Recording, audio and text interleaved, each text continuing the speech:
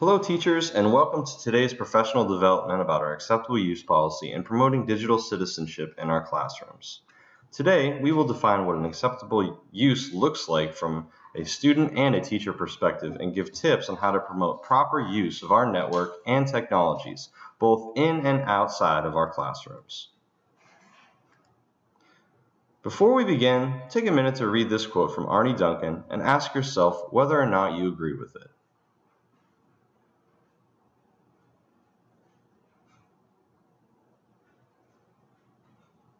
One way we can accomplish this is through successful implementation and application of our acceptable use policies. Throughout the presentation, I would like for you to keep in mind some reasons that we must achieve both of these goals and ponder some obstacles that may get in our way. If you have any questions that come up during this training, feel free to post them with a post-it note in the back of our room or email me after the presentation. My email address is on the last slide of this presentation. Before we can understand how to implement and monitor a student's acceptable use policy in our classroom, we must define exactly what an acceptable use policy is and why we need one in the first place. According to One-to-One Essentials website in 2015, an acceptable use policy is a policy that outlines in writing how a school or district expects its community members to behave with technology. Similar to a terms of service document, an acceptable use policy should define publicly what is deemed acceptable behavior from users of hardware and information systems such as the internet and any applicable networks.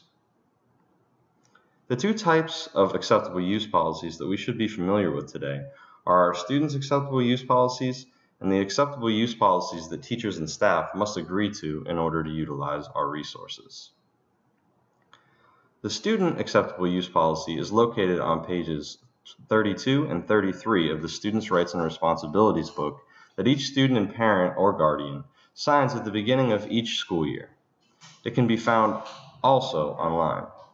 It is recommended that teachers go over key components of the student acceptable use policy at the beginning of each quarter in the school year and as necessary with each specific student. In their acceptable use policy, by agreeing to it, and signing their SR&R agreement, students are agreeing that they will demonstrate a respect for others. In doing this, they should also follow established routines that contribute to the well-being of their workstations and in maintaining their equipment in the classroom. Students should be explicitly taught in the beginning of the year how to properly keep track and protect his or her password and personal information. Students should also be well-versed on confidentiality and properly citing sources during academic endeavors. Any use of the FCPS's resources should be solely for academic purposes and should only be used in a professional manner. Any inappropriate usage of technology, such as tampering with the files of others or accessing obscene or offensive materials, must be dealt with accordingly by each teacher as outlined in the SR&R, according to the level of the infraction.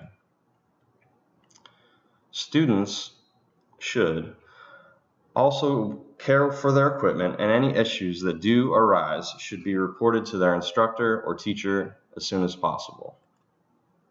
Information of any type should not be posted online under circumstances that compromise the health or safety of any students or situations that cause disruption to the school activities or its commercial in nature.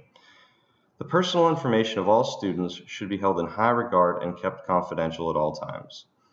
Obscene or libelous postings will be dealt with accordingly with the appropriate consequence deemed by the Students' Rights and Responsibilities Handbook. The acceptable use policy for teachers and staff is also made available online. There's also an eLearn-It course made available to the staff that outlines its key features. Before making any major changes to your device, any FCPS device, it is best to check with your SBIT or your T-Spec. Also, when accessing common areas and computer stations, exercise respect and common courtesy for others by always logging off and sharing resources. Logging off helps protect confidential information for both yourself and others.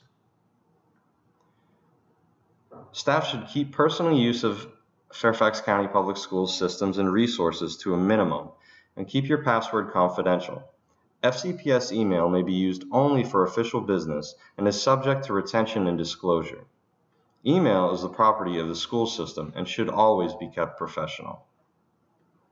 While students and teachers must agree to these acceptable use policies, some sections of the policies are not intuitive and may require reminders or additional support throughout the year to ensure that they are followed.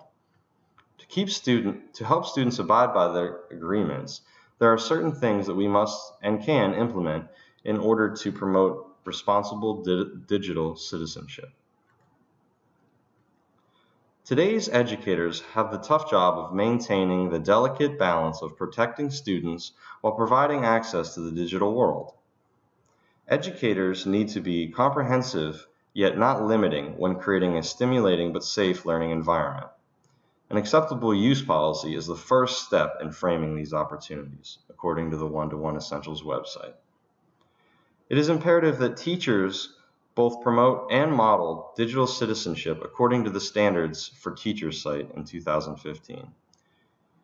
Teachers should ensure that they advocate for, model, and teach safe, legal, and ethical use of digital information and technology, including respect for copyright, intellectual property, and appropriate citations. Teachers should promote digital etiquette and how to interact socially online and with technology by using it to help promote global awareness through communicating with others. Even though the Student Acceptable Use Policy is located on pages 32 and 33 of the Students' Rights and Responsibilities book that each student, parent, or guardian signs at the beginning of the school year, we must do more to promote digital citizenship. The One-to-One Essentials site reminds us that even if your acceptable use policy is school board approved, it is only as strong as your commitment to enforce it. An acceptable use policy needs the school's whole community support, including students, as it has come into play when well-intentioned filters and monitoring systems fail. It is advised that each teacher review the Student Acceptable Use Policy with their class and discuss what each idea means and the consequences that may accompany violations. Teachers also need to model and facilitate safe, healthy, legal, and ethical uses of digital information and technologies. Again, if there are any questions that cannot be answered at this moment, please email me at bawilson3@fcps.edu. Thank you.